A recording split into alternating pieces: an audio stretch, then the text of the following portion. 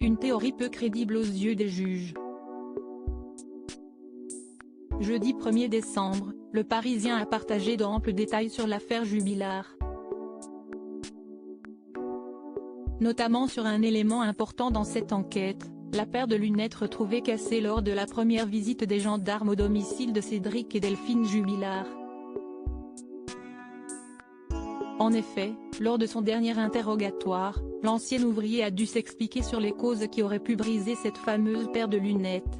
Elle les a peut-être fait tomber, moi je ne sais pas, elle a peut-être marché dessus, je n'en sais rien, s'est défendu le principal suspect face aux enquêteurs. Une hypothèse qui, aux yeux des juges d'instruction, Audrey Assema et Coraline Chartier, ne peut pas tenir la route.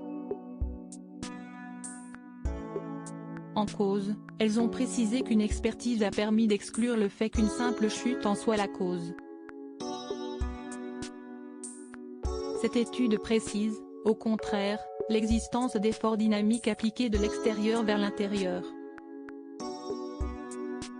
Pour que ces efforts aient provoqué la rupture constatée de la monture, l'énergie minimale nécessaire a été estimée à 83 joules, soit l'énergie cinétique d'une masse de 5 kg projetée à 21 km/h.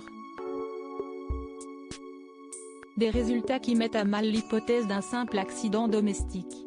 Cédric Jubillar entendu par la justice comme l'a révélé la Dépêche du Midi, jeudi 1er décembre, nos confrères ont révélé que Cédric Jubillar est attendu de pied ferme par le juge des libertés en ce vendredi 2 décembre. Une bonne nouvelle pour les avocats du principal suspect dans la mort de Delphine Jubillar puisqu'ils pourront défendre, à nouveau, leur client, toujours présumé innocent moins. Après 6 demandes de libération, toujours infructueuses, ces derniers espèrent que l'homme incarcéré depuis 18 mois maintenant puisse enfin sortir de prison. D'après eux, l'affaire judiciaire, bien qu'elle soit impactée par la médiatisation, peut tout de même se poursuivre si Cédric Jubillar est en liberté. Un souhait que Jean-Baptiste Allary avait déjà souligné à Gala en juin dernier. Des recherches doivent être réalisées alors que Cédric Jubillar est en liberté.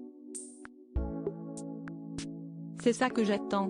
On attend que ça, avait-il soutenu.